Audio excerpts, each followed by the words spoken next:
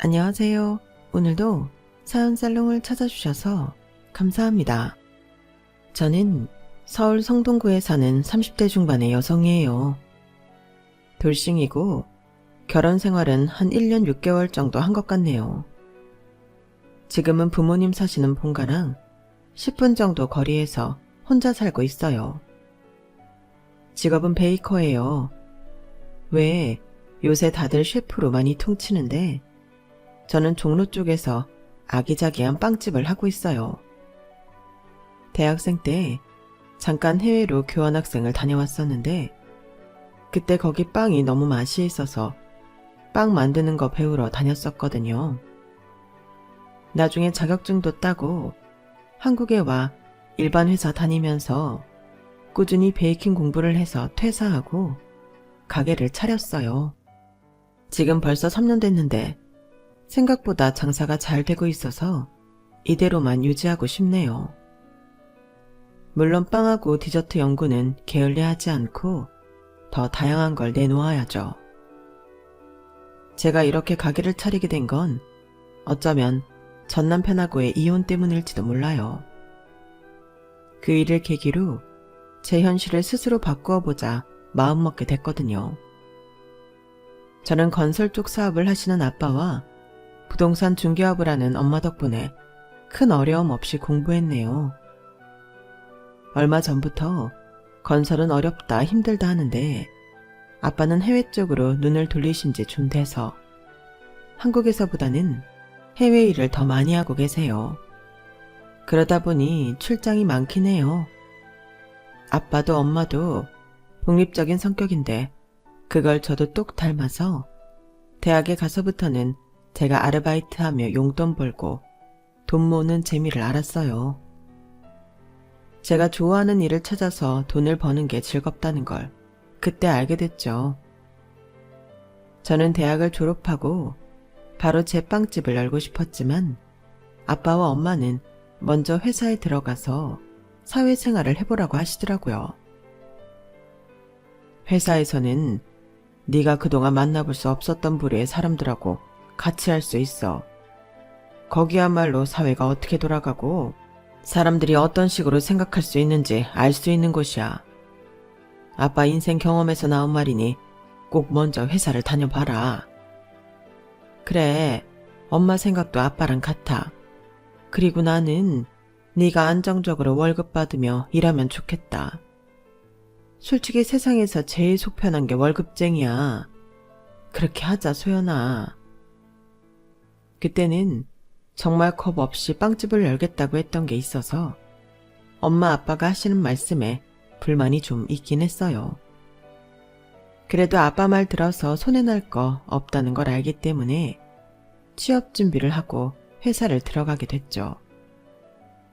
그렇게 회사 생활을 하다 보니 제가 정말 뭘 믿고 무턱대고 제 사업을 하겠다고 했나 싶더라고요. 많은 걸 배운 거죠. 아빠 엄마 말씀이 맞았던 거예요. 사회 경험이 전혀 없는 상태에서 꿈에 부풀기만 해서 일을 벌이는 건 아니었던 거예요. 회사에서 보니까 제품 하나 만드는데도 고려해야 할 사항이 너무 많고 이게 사람들의 기호에 맞는지도 충분히 조사를 해야 하더라고요. 그런 것도 모르고 저만 좋으면 다 좋아해 줄 것 같은 기분만으로는 아마 실패할 게 뻔했을 거예요. 그렇게 일을 하다 보니 엄마 말씀처럼 그냥 쭉 월급 받고 사는 것도 나쁘지 않겠다는 마음이 들더라고요. 그래서 이대로 회사 생활을 계속할까 생각하던 차에 남편을 만나게 됐어요.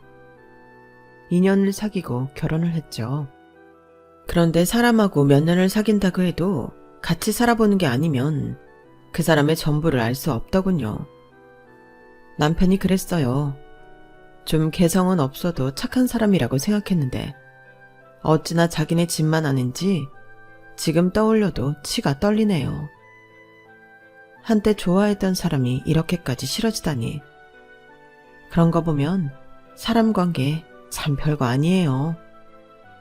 그리고 남편보다 시동생하고 시어머니가 진짜 인간도 아니라는 말이 절로 나오네요.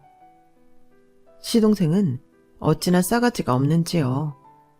저랑 나이도 비슷한데 저런 것들 때문에 젊은 사람 다 싸잡아 욕먹는다 싶은 생각이 들 정도였어요. 그럼 지금부터 본격적으로 제 기막혔던 그리고 짧았던 결혼 생활과 시댁 이야기를 해볼게요. 앞에서 말했듯 저는 남편과 2년 정도 사귀었어요. 여행 카페에서 친해진 지인 소개로 만나게 됐는데 착해 보이는 인상이 마음에 들어 계속 만났어요. 실은 남편이 먼저 저를 소개해달라고 해서 만나게 된 건데 저도 그 사람한테 호감을 느껴 사귀게 된 거죠. 그러다 보니 결혼을 하게 됐고요. 저와 남편 사이를 연결해준 친구는 남편이 착한 것 같기는 한데 어째 속을 잘 모르겠다며 신중히 고려해보라고 했어요. 사람 마음이 이상한 게 주변에서 그런 말을 하면 속물처럼 따지는 느낌이 들까요? 그 지인 말처럼 남편을 두고 신중히 고려하는 게 제가 이것저것 계산하는 것 같아 참 별로더라고요. 그래서 저는 이런 말을 했어요. 형석이 오빠 좋은 사람이야. 너도 그래서 소개해준 거잖아. 결혼은 뭘 따지는 게 아니라 마음이 맞으면 하는 거 아니겠어? 그래, 네 뜻이 전 그렇다면야 내가 뭐라고 하겠어. 부모님도 허락하셨다니 내가 주제 넘었나 보다. 친구는 제가 딱 선을 긋는 게 서운했는지 그 이후 연락을 잘 안 했어요. 물론 결혼식에는 왔지만요. 저도 그 친구한테 미안해서 아직까지 연락을 못하고 있네요. 아무튼 결혼하고 신혼여행에서 남편이 하는 말은 정말 확 깨는 말이었어요. 소연아, 너 임신 빨리 할 생각이야?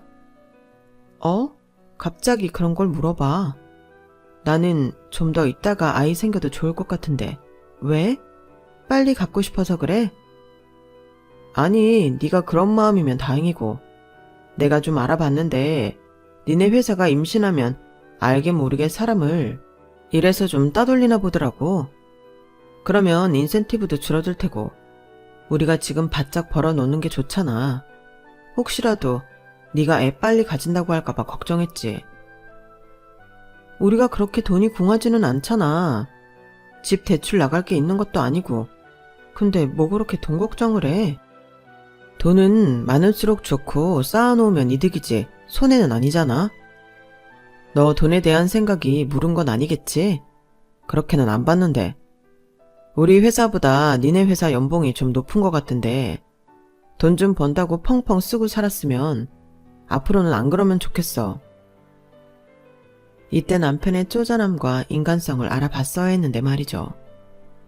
저는 남편이 꼼꼼해서 그렇게 말하나 보다 하고 말았어요. 저희 신혼집은 친정 부모님이 해주셔서 대출을 받지도 않았고 둘 다 빚이 있는 것도 아니라 돈돈거리지 않아도 됐어요. 아파트형 빌라로 입지가 좋은 데에 해주셨고 저희 같은 젊은 부부들이 많아 남편도 마음에 들어 했어요. 신혼집을 저희 부모님이 해주신 건 시어머니가 신혼집 해둘 돈을 걱정을 꽤 하셨기 때문이었거든요. 엄마도 아빠도 돈 가지고 연연하지 않으셨고 무엇보다 집 때문에 신경 쓰면 생활 자체가 엉망이 된다고 해주신 거였어요.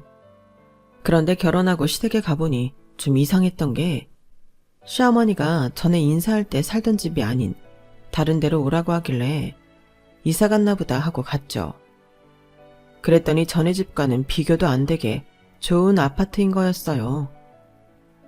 물론 저희 친정처럼 한강뷰의 신축은 아니었지만 꽤 좋더라고요. 그래서 집에 오는 길에 남편한테 이사 간 거냐고 물어봤어요. 그랬더니 남편은 무심코 이렇게 말하더라고요. 아니야, 원래 우리 집이야. 왜? 전에 인사드리러 갔을 때는 그 집 아니었잖아. 집이 두 채야? 그랬지. 그랬었지. 남편은 그제야 기억난 듯 머뭇거리며 말을 못하더라고요. 제가 계속 캐묻자 남편은 어쩔 수 없다는 듯 이렇게 말했어요. 그게 우리 집 재산이 좀 있거든. 그거 너 결혼하기 전까지 알게 하지 말라고 하셨어. 아빠 돌아가시면서 할아버지 유산까지 싹 다 엄마가 받았는데 그게 좀 돼. 우리 돈 보고 결혼할까봐 그러신 거니까 이해하지? 니네 집도 돈 있으니까 우리 엄마 심정 알 거 아니야. 아니, 오빠 말 따나. 우리 집도 돈 때문에 궁한 거 아닌데 꼭 그렇게까지 해야 돼? 좀 기분 상하는데? 뭘 이런 일로 기분 상해. 장인 장모님 사업으로 지금 부유하다고 해도 그런 거 무너지려고 하면 한순간이잖아. 혹시라도 우리 집에 사업자금 손 벌릴까봐 끝까지 감추시려고 했는데 그래도 장인어른 사업 그 정도는 아니라고 내가 잘 말씀드렸어. 그래서 원래 살던 데에서 보자고 하신 것 같네. 하긴 이런 거 숨긴다고 해도 오래 못 가니까. 남편이 너무 아무렇지도 않게 이런 말을 하는데 황당하더라고요. 이건 저희 부모님 능력을 무시하는 처사였고 저도 이상하게 보는 거잖아요. 처음에는 굉장히 불쾌했는데 생각해보니 그건 시어머니 생각인 거고 저나 저희 집은 시어머니 생각과는 전혀 다르니까 그러든지 말든지 상관하지 않으면 되겠더라고요. 저희를 몰라주는 사람 때문에 속 썩을 거 뭐 있나요? 저는 그런 마인드로 살아서 별로 속 복닥이며 살지는 않았거든요. 다만 저렇게 돈 때문에 자기네를 등쳐먹을까봐 전전긍긍하는 시어머니랑 잘 지낼 수 있을지는 염려되더라고요. 남편도 돈돈 하는 게 자기 엄마 닮아서 그런 것 같다는 생각도 좀 들었고요. 왜 슬픈 예감은 틀리지 않는다고 하죠? 제 걱정도 그랬어요. 시어머니는 정말 상대하기 힘든 사람이었어요. 대화 한번 하기도 엄청 힘든 사람 있잖아요. 별것도 아닌 걸 가지고 따지고 들어서요. 예를 들면 이런 식이었어요. 어머니, 이 영양제가 성분이 좋아서 인기가 많대요. 드셔보세요. 성분이 좋은지 그걸 어떻게 알아? 아, 다들 그러더라고요. 그리고 거기 성분 표시 보면 확실히 다른 영양제보다 순수 함유량이 더 많아요. 이거 먹어본 사람들이 다 효과 좋다고 하더라고요. 네 눈으로 본 것도 아니잖아. 이런 딱지야 얼마든지 만들 수 있는 거고. 네가 먹어본 것도 아니고 남의 말만 듣고 곧지 곧대로 믿는다니 너도 참 너다. 이게 많다고 해봤자 다 거기서 거기야. 돈이나 더 받으려는 거지 뭐. 무슨 선물을 해도 한 번도 그냥 아 그러니 좋은 거구나 이런 말을 들어본 적이 없어요. 심지어 일본 출장 갔다 오는 길에 거기 백화점에서 제일 비싼 스카프를 사다 드렸는데도 이거 다 딴 거 섞으면서 100%라고 하는 거라고. 백화점이라고 물건 더 좋지도 않은데 괜히 이름값으로 비싸기만 하다며 한번 쓱 보고 옆으로 던져버리는 거 있죠. 말 그대로 진짜 던졌어요. 저는 그때 친구가 결혼 전 말렸던 게 생각났어요. 뭐 곧 잊었지만 그 후로 점점 더 자주 친구 말이 생각나게 됐죠. 그만큼 더 안 좋은 경우가 많아졌고 결국 이혼으로 이어졌어요. 시동생은 더 갖잖았어요. 정말이지 나이도 어린 게 예의라고는 밥 말아먹었고 사람을 봐도 인사도 제대로 안 하고 제가 무슨 말을 하거나 뭘 가져오면 일단 코웃음부터 치는 거였어요. 처음에는 시동생한테도 몇 번 선물을 했는데요.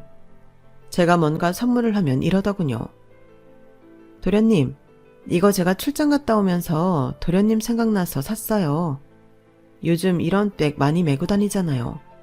한번 해보세요. 이런 건 생각 없이 유행 쫓는 애들이랑 하는 거지 뭐. 그럼 안 쓰세요? 안 쓸 거면 저 다른 사람한테 선물할게요. 아니 뭘 또 그렇게까지. 있으면 언젠가 한 번은 쓰겠지. 뭐든 비웃듯이 코웃음을 치며 물건을 던지듯 툭 놓는 게 어쩜 그리 시어머니가 물건 던지는 거나 비슷하던지요. 처음에는 저런 도련님 반응이 무안하고 제가 뭘 잘못한 기분이 들었는데 좀 지나고 보니까 이 집 사람들이 원래 그러더라고요. 곧 저는 괜히 주눅들 필요 없다고 생각하게 됐어요. 남편 역시 자기네 식구랑 다를 게 없었는데요. 제가 시어머니랑 시동생 때문에 속상해서 얘기 좀 들어달라고 말을 하면 그렇게 펄펄 뛸 수가 없었어요. 야, 너는 어떻게 나한테 우리 집 식구 흉을 봐? 내가 장인어른이나 장모님 흉 보면 좋겠어. 이건 아무리 부부 사이라고 해도 예의 문제야. 너는 최소한의 예의도 없어? 지금 나한테 예의라고 그랬어? 그래서 어머니랑 도련님은 나한테 예의 지켜? 오빠가 볼 때는 그래. 그게 선물 가져온 사람한테 할 말이야?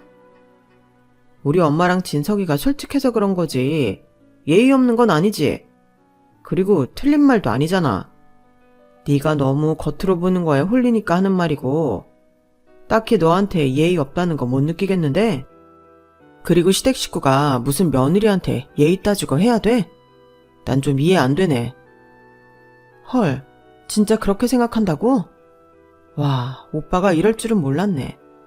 그럼 우리 엄마 아빠도 오빠한테 예의 안 지켜도 상관없지?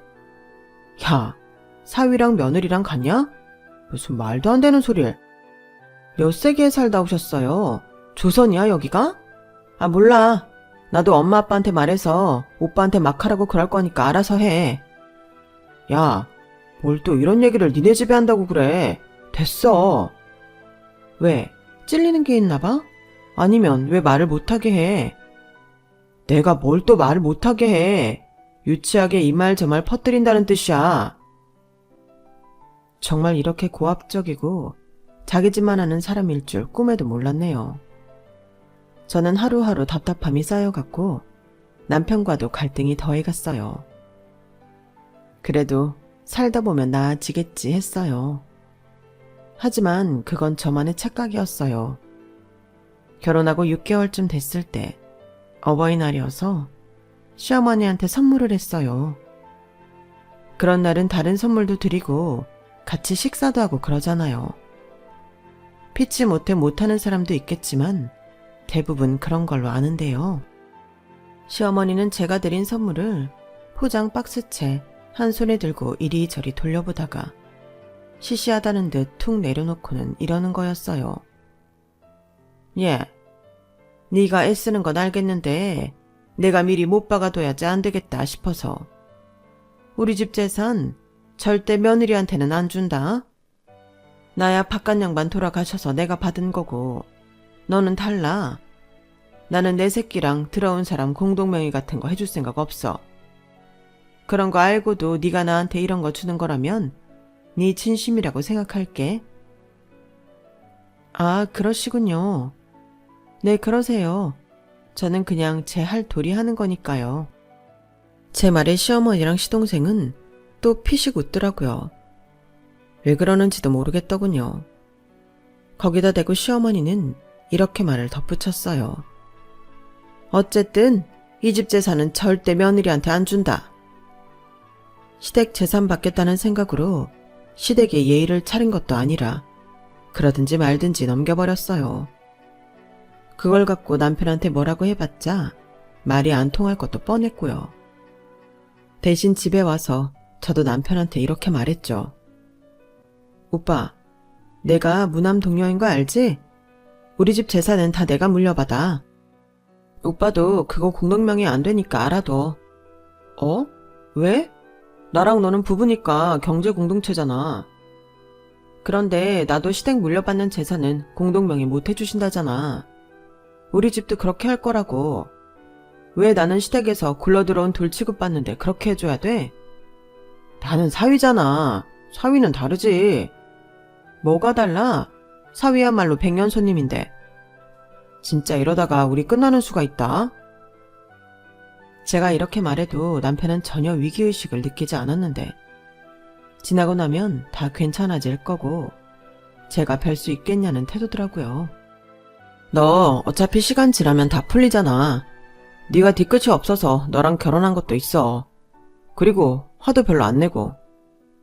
이 인간은 그게 다 저 자신을 위해 화도 빨리 풀고 나쁜 일은 빨리 잊는다는 건 몰랐던 거예요. 저 좋자고 하지 저를 화나게 한 사람 좋아서 그러겠어요. 화내고 속 끓이면 제 몸에만 안 좋으니 2차 피해를 막자는 거죠. 저는 그런 말 할 필요조차 느끼지 못해서 가만히 있는 지경이 됐어요. 이런 상태가 계속 가면 결혼 생활을 끝낼 수도 있는 건데요. 하지만 남편은 그런 생각은 전혀 하지 않는 것 같더라고요. 그렇게 시간이 가고 결혼 기념일이 돌아왔어요. 사실 결혼 기념이라고 해도 기념하고 싶지도 않았지만 그래도 같이 밥을 먹어야 하지 않을까 하는 생각이었어요. 제가 잘못된 생각을 한 날이라고 제 마음속에 도장을 찍어버리고 싶지 않아 뭐라도 같이 해보자 했던 것 같아요. 그런데 하필 그날 도련님 생일을 가족끼리 미기하겠다는 거였어요. 그럼 하루 미루면 안 되나? 우리 결혼기념일은 딱 그날이라 겹치잖아. 진석이 생일 미리 하는 게 걔가 다음 날부터 여행 가서 그런 거잖아. 그냥 같이 하는 걸로 하자. 우리도 축하받고 좋잖아. 이미 정해서 통보하는 건데 제가 안 된다고 하면 또 시끄러워질 것 같더군요. 그리고 둘만 앉아서 밥 먹느니 다른 사람들하고 먹는 것도 나쁘지 않겠다 싶었어요. 그 다른 사람들이 시댁 식구들인 건 좀 별로였지만요. 결혼 기념일날 아침 일찍 엄마는 저한테 선물 쿠폰과 문자를 보내셨어요. 우리 딸 결혼기념일 축하한다. 벌써 1년이구나. 시간이 빠르다. 오늘 김서방이랑 재미있게 잘 지내? 저는 당장이라도 전화를 해서 도련님 생일 식사랑 겹쳤다고 하소연하고 싶었지만 꾹 참았어요. 엄마는 좋은 날이라고 축하하시는데 그런 말을 하면 얼마나 걱정하실까 싶어서요. 도련님 생일 식사는 청담동에 꽤 비싼 레스토랑을 예약했더라고요. 뭐 시댁이 반포니까 그닥 먼 것도 아니고 그 집 식구들이면 거기서 식사하는 것쯤 별거 아니겠거니 하고 갔어요. 이미 시어머니랑 도련님이 제일 비싼 코스로 주문을 다 해놨더라고요. 생일 축하해요 도련님. 제가 백화점 쿠폰 문자로 보내드린 거 보셨죠? 선물을 그걸로 대신할게요. 제가 하는 선물은 마음에 안 차는 것 같아서요. 아, 네. 뭐 대단한 걸 살 수 있는 금액은 아니지만 잘 받을게요. 형수님하고 형도 결혼기념일 축하하고. 또 말 짧게 끝나는데 이건 지 형한테 했으려니 하고 넘어갔어요. 시어머니는 저희한테 축하한다 말 한마디 안 하고 음식 나오자마자 먹기 바쁘더라고요. 거기에 와인도 제일 비싼 걸로 시키고 사이드 메뉴들도 어찌나 비싼 것들을 시켜서 먹는지 넷이 식사하는데 꽤 많은 돈이 나오겠더라고요. 저야 코스만 먹어도 질려서 다 먹지도 못했고요. 왜 양식이 처음엔 맛있어도 계속 먹다 보면 좀 느끼하잖아요. 그런데 세 사람은 어찌나도 잘 먹던지요. 거기다 좀 창피했던 게 너무 개걸스러워서 좀처럼 남들 일로 부끄러워하지 않는 척도 거기 직원들 보기 민망했어요. 그렇게 다 먹고 났는데 시어머니랑 도련님이 먼저 일어나며 이러는 거였어요. 잘 먹었다 얘. 나는 지금 바로 친구들하고 공항 가야 돼. 괌에 가기로 했거든. 진석이도 친구들 만나서 거기서 자고 내일 아침 출발한다고 했어. 우리 먼저 간다. 네, 가세요. 잘 다녀오세요. 저는 당연히 계산을 시어머니나 도련님이 할 줄 알았는데 보니까 청구서를 그냥 놓고 가더라고요. 어머니 청구서 놓고 나가셨는데? 직원 갖다 줄까? 아니야, 내가 오늘 산다고 말했어. 뭐라고? 나한테 그런 말 한 적 없잖아. 어차피 우리 결혼기념일 하려고 했잖아.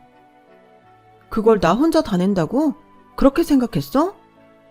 네가 말 꺼냈지 내가 하자고 한 거 아니잖아. 그럼 오빠는 결혼기념일 그냥 넘어가라고 했어? 어차피 계속 사는 거 그게 그렇게 대수인가? 매일이 같은 날들인데 그런 기념일을 왜 하나 모르겠네. 돈만 나가고. 그럴 거면 생일은 왜 해? 명절은 왜 지켜? 매일이 같은 날들인데. 저는 거기까지 말하고 청구서를 남편 무릎 위로 툭 던졌어요. 그 집 식구들이 잘하는 행동 그대로요. 모르겠고 이건 오빠가 내. 여기서 제일 조금 먹은 사람 나인 거 알지? 나는 추가 주문도 안 시켰고 와인도 안 마셨으니까 많이 먹은 사람들이 내라고. 야, 나 오늘 카드 안 갖고 왔어. 그럼 현금 뽑아서 내. 집에 돌아오며 속으로 저는 엄마 보내주신 쿠폰은 나중에 저 혼자만을 위해 써야겠다고 마음먹었어요. 5성급 호텔 1박 숙박 쿠폰이었거든요. 그걸 엄마가 주셨다고 미리 말 안 한 게 다행이다 싶을 정도로 남편과 시댁에게 철저하게 실망했어요. 집에 오자마자 간단하게 짐을 쌌다가 이건 아니다 싶어 짐을 풀었어요. 신혼집은 어머니 부모님이 사주신 거고 명의도 제 이름으로 해놓은 건데 왜 제가 나가나 싶더라고요. 그래서 남편이 오기 전 남편 옷가지와 간단한 세면도구들 그리고 그 인간이 끼고 사는 게임기만 가방 하나에 쑤셔 넣어 1층에 내려가 관리실에 맡기며 남편이 오면 주라고 했어요. 그리고 현관 비번도 바꿔버렸어요. 남편한테는 문자를 보냈고요. 우리 서로 떨어져서 생각할 시간이 필요한 것 같아. 오빠는 내가 섭섭할 걸 전혀 이해 못하고 다 오빠 좋을 대로만 생각하잖아. 그러면서 나만 이상한 것처럼 구니까 이건 근본적으로 서로 안 맞는다는 거 아니겠어? 일단 떨어져 있어 보자. 오빠 집은 관리실에 맡겨놨어. 그렇게 해놓고 저는 핸드폰을 무음으로 하고 남편의 어떤 연락도 받지 않았어요. 남편은 문자로 별별 소리를 다 하더니 결국은 지쳤는지 이런 문자를 보냈더군요. 그럼 우리 집에는 말하지 마. 너도 니네 집에도 나중에 말하고. 좋은 일도 아닌데 떠벌릴 필요는 없잖아. 어차피 곧 너 풀어질 거잖아. 근데 앞으로 한 번만 더 이랬단 봐. 진짜 그때는 나 가만 안 있을 거야. 남편이 양쪽 어른들한테 비밀로 해달라는 건 다른 이유가 있어서는 아니었어요. 자존심 상한다는 거였죠. 자기는 남들 보기에 착하고 성실하고 반듯해서 가정생활도 문제없는 사람으로 보여야 하는데 그러지를 못한다는 거였어요. 이렇게 남의 눈만 의식하고 겉으로만 착한 척한 걸 저는 왜 미처 몰랐을까요? 결국 저는 속상함에 제 결혼을 말렸던 친구한테 전화해서 속을 털어놓았어요. 내가 결혼 말리기는 했어도 네가 안 좋기를 바란 건 아니잖아. 네가 잘 살기를 바랐는데 너무 안타깝다.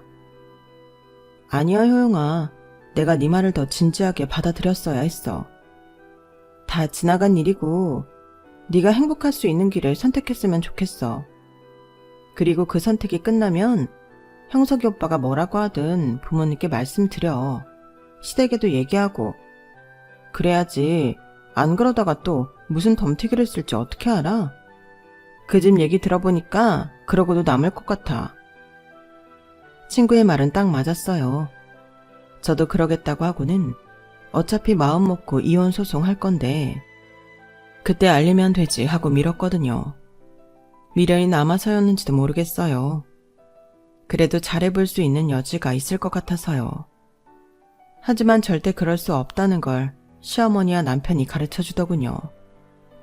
그건 바로 시어머니 생일 때였어요. 저랑 남편이 별거하고 한 달쯤 더 됐는데 느닷없이 저한테 전화를 했더라고요. 얘, 내 생일 말이야. 그거 호텔 예약 좀 해놔라. 어머니, 생일 아직 3주 남았잖아요. 벌써 예약해요? 홀 같은 건 미리미리 해야 되는 거야. 홀을 빌린다고요? 사람이 얼마나 오길래요? 그건 네가 신경 쓸 거 없고. 참, 니네 친정에서는 안 와도 된다. 그런 줄 알고 먼저 예약부터 잡아놔. 알았지? 저기 어머니, 실은 제가 오빠랑 나 니들 부부 사이 얘기 듣고 싶지 않아. 니들 얘기 내가 알아서 뭐하니? 아무튼 예약해. 시어머니는 제 얘기를 다 듣지도 않고 일방적으로 전화를 끊었어요. 정말 얼마나 속이 못났으면 남이 하는 말도 다 못 들어주는 걸까요? 그때 이혼 서류를 작성해야겠다. 처음으로 제대로 마음먹었네요. 남편은 그때까지도 저한테 미안하다는 말 한마디도 없었고 다시 합치면 제 버르장머리를 고치겠다고만 하고 있었거든요. 제가 왜 이런 인간들하고 계속 엮여야 하나 한숨이 나왔고 친구가 해준 말도 떠올랐어요. 저한테 행복한 길을 선택하라는 걸요. 어쨌든 먼저 친정에는 얘기를 했네요. 엄마랑 아빠는 제가 그동안 있었던 일을 말하니 얼굴 표정이 많이 어두워지셨어요. 미안해 엄마 아빠. 나도 이렇게 될 줄 몰랐어. 이혼 같은 건 남의 얘기고 나는 잘 살 줄만 알았지. 근데 정말 이건 아니지 싶어서 엄마 아빠한테 좋은 모습 못 보여주고 불효하게 된 것 같아 너무 속상해. 아니야. 우리 딸 그동안 얼마나 마음고생 심했어. 괜찮아. 요즘 세상에 이혼이 큰 흠도 아니고 더 오래 살다 헤어지기도 하고 하는데 일찍 헤어지는 걸 잘하는 거라 생각하자. 엄마가 너 그런 줄도 모르고 속편이 있었다. 미안해. 그래 소연아, 네가 미안할 게 뭐 있니? 일부러 그런 것도 아닌데. 그나저나 빌라를 공동 명의 안 해놓은 건 다행이구나. 아니면 아주 골치 아플 뻔했어. 아빠는 엄마한테 그 지역 아는 부동산에 얼른 빌라를 내놓으라고 했어요. 그리고 저도 변호사 사무실에 가서 차로 준비를 차곡차곡 했죠. 그러다 보니 시어머니 생신이 돌아왔더라고요. 생신 바로 전날 저한테 연락한 시어머니는 이렇게 말했어요. 형석이한테 전화하니까 자기 회사 일 바쁘다고 너한테 직접 말하라고 해서 말이야. 내일 내 생일에 2천만 원 들었으니까 아니다. 일단 2천만 원 나한테 보내주고 연예인 부른 값은 따로 있으니까 그건 네가 계좌이체하면 되겠구나. 지금 뭐라고 하셨어요? 2천만 원이요? 무슨 생일을 하는데 2천만 원이나 들어요? 왜 안 들어? 돈은 쓰려고 마음먹으면 하룻밤에 억도 쓰는 건데. 촌스럽게 굴지 말고 2천만 원부터 보내. 내가 연예인 그 소속사 계좌번호 보낼 테니까 그쪽으로도 돈 보내고. 아니요. 제가 내일 가서 직접 계산할게요. 정말 2천만 원인지 확인해야 되겠거든요. 그랬더니 시어머니는 깔깔 웃으면서 이러더라고요. 예, 거기에 내가 여행 갈 돈하고 생일 선물값까지 들어있는 거야. 더는 어디서 물건 같지도 않은 걸 좋은 거라고 맨날 들고 오잖아. 그럼 마음에 안 드는 거 봤느니 내가 직접 사겠다 이거야. 그래도 돈은 내일 드릴게요. 저도 어머니 그 돈 많이 들어간 생일 어떻게 하는지 봐야죠. 그럼 그래라. 형석이랑 같이 와. 따로따로 오면 불성사 나오니까 늦지 않게 와야 한다. 언제나처럼 시어머니는 자기 할 말만 하고 끊었고 저는 속으로 두고 보자 했어요. 다음날 호텔 앞에서 만난 남편은 저를 보더니 피식 웃더라고요. 그렇게 보니까 그 비웃는 표정이 시어머니랑 시동생이랑 어찌나 똑같던지요. 저런 걸 못 알아보고 결혼한 내가 바보 맞네, 맞아. 속으로 그런 생각을 하며 저는 남편한테 말 한마디 하지 않고 엘리베이터를 타고 홀로 올라갔어요. 거 이제 적당히 하고 풀어라. 이렇게 길게 끌면 나도 다 생각이 있어. 그거 잘 됐네. 나도 생각해둔 게 있는데. 생각? 무슨 생각? 저는 대답하지 않고 먼저 엘리베이터에서 내려 홀로 들어갔어요. 보니까 어디서 단체 관광 손님이라도 온 양 정말 많은 사람들이 왔는데 친척분들뿐 아니라 시어머니 친구에 저는 처음 보는 사람들까지 가지각색이더라고요. 그럼에도 다들 고상 떨고 조용히 밥을 먹는데 거기에 예전에 좀 잘 나갔던 가수가 한 명 왔더라고요. 그 가수가 앞에 나가서 노래 3곡 부르고 VIP석에서 식사 대접받으며 식사하는 모습이 보이더군요. 저는 거기로 가서 매니저를 불러 계좌번호를 알려달라고 했어요. 그리고는 남편 통장에서 돈을 빼서 보내버렸죠. 남편은 그 사실을 모르고 시동생이랑 앉아 밥을 먹으며 키득대고 있었어요. 쇼가 다 끝나가는 걸 본 저는 시어머니한테 문자 한 통을 보내며 아무도 눈치채지 못하게 홀을 나와 호텔을 빠져나갔어요. 어머니, 생신쇼 잘 봤어요. 근데 그걸 저보고 하자는 말씀도 안 했고요. 제가 호텔에 물어보니까 끼케야 1,000만 원 정도라고요. 그런데 2,000만 원이라뇨. 연예인 부른 비용은 또 따르고요. 제가 그 돈을 왜 드려야 할까요? 저는 이혼할 건데요. 오빠랑 어머니랑 도련님이 사이좋게 계산 잘하세요. 즐겁게 정신없이 놀고 계시길래 저 먼저 나왔습니다. 그럼 나중에 법정에서 뵈어요. 제가 남편과 호텔에 있는 사이 저희 빌라는 엄마가 부른 사람들이 와서 남편 물건을 죄다 밖에 재활용 놓는 곳에 버렸어요. 그리고 저희 신혼 가전이니 그런 것도 다 처분한다고 중고로 팔아버리셨고요. 이건 제가 엄마하고 미리 준비한 일이었어요. 그리고 남편한테는 집 밖에 있는 네 물건 찾아가라고 문자 보냈죠. 몇 시간 있다 남편하고 시어머니한테서 문자며 전화며 불이 나게 오더군요. 시어머니는 결국 저희 친정집까지 찾아왔어요.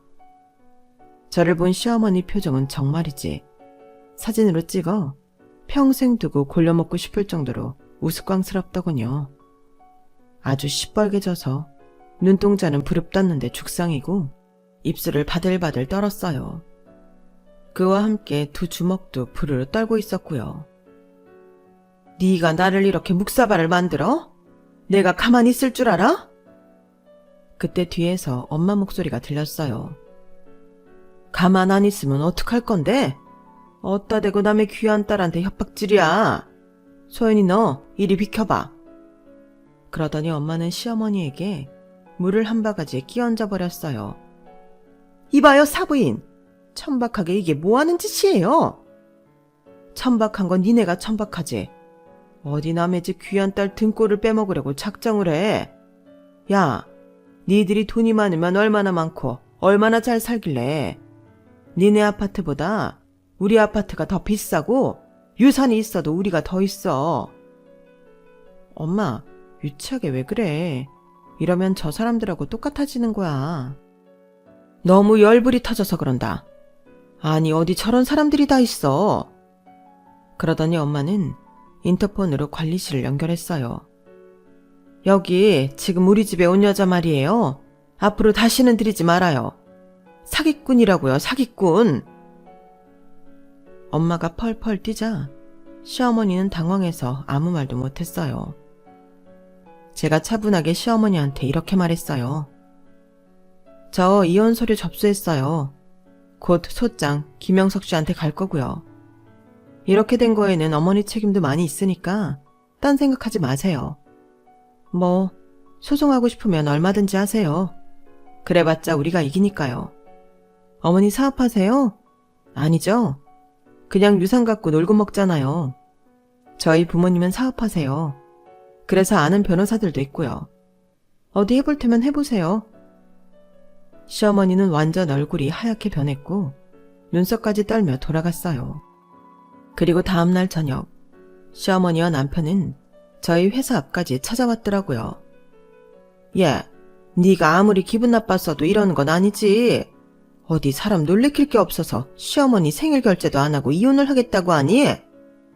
사람 그렇게 장난치는 거 아니야. 그래 소연아, 이쯤에서 이제 그만 기분 풀어. 너 이러는 거 정신적으로 문제 있는 거야. 두 사람은 일부러 큰 소리로 말하며 저를 망신줄 작정이었더군요. 그런데 친구가 같이 있는 줄은 꿈에도 몰랐던 거죠. 아니 며느리를 굴러들어왔다고 유산 절대 못 준다면서 무슨 날만 되면 며느리 돈으로 다 처먹고 돌아다닌 게 누군데요. 요즘 어느 누가 그런 불합리한 걸 참고 살아요? 효영아, 너 왜 이래? 남의 집 일에 끼어들지 마. 며느리는 당연히 남이고 시집에서 하는 말은 따라야지. 남의 집안 가풍에 이러쿵저러쿵 하는 거 아니야. 남편은 이 말까지 사람들이 듣지 못할 거라고 생각한 걸까요? 순식간에 주변이 술렁거리더니 사람들이 시어머니와 남편을 흘끈거리며 쳐다봤어요. 그래서 제가 말했죠. 당신들 재산에 눈꼽만큼도 관심 없는데 무슨 돈을 노리고 결혼을 했을까봐 걱정을 했다는 둥 선물을 줘도 네가 이런다고 우리 재산 줄 것 같다니 내가 미쳤다고 그런 말을 듣고 살아? 나 땡땡 건설사 사장 딸이야. 시어머니랑 남편은 그제야 입을 다물고 사람들 눈총을 받으며 도망쳐버렸어요. 저는 친구한테 고맙다는 인사를 했고 그 이후로 이혼 준비를 했네요. 그러면서 잠시 접어두었던 빵집 여는 꿈을 떠올렸어요. 이제는 해도 될 것 같다는 생각이 들었어요. 아니, 제 삶을 다 바꾸고 싶었어요. 그래서 부모님께 제 계획을 말씀드렸고 아빠는 빌라 판 돈을 저에게 주시겠다며 한번 해보라고 하셨어요. 그렇게 저는 빵집을 시작하게 된 거였죠. 그 사이에 이혼 소송은 힘들었지만 잘 끝났어요. 제가 승소했거든요. 남편과 시어머니 그리고 시동생까지 나서서 악다구니를 하며 저를 모함했지만 오히려 제가 시댁에 쓴 돈이나 용돈 보내준 게 다 자료가 남아있었고 시댁에서 저한테 준 건 하나도 없는 게 증명됐기 때문에 그런 것까지 다 저한테 유리하게 작용했어요. 판사님은 남의 집 딸도 귀하다며 그런 식으로 모함하지 말라고 따끔하게 말할 정도였어요. 그렇게 저희 파란만장하고 속상했던 결혼 생활은 끝이 났고 저는 지금 돌싱의 생활을 만끽하고 있어요. 부모님은 언제고 좋은 사람 만날 수 있다고 제 혼을 기대하고 계시네요. 저도 영원히 혼자 살 것 같지는 않은데 어떻게 될지 두고 봐야겠죠. 이제는 결혼 전에 주변의 조언을 잘 들어야겠다 싶어요. 제 이야기는 여기까지고요. 다들 들어주셔서 감사해요. 가족들과 늘 행복하시길 바랍니다. 좋은 하루 되세요. 여러분, 사연 댓글에 응원과 현명한 조언 부탁드려요. 좋아요와 구독은 저에게 큰 힘이 됩니다. 오늘도 좋은 일 가득하세요.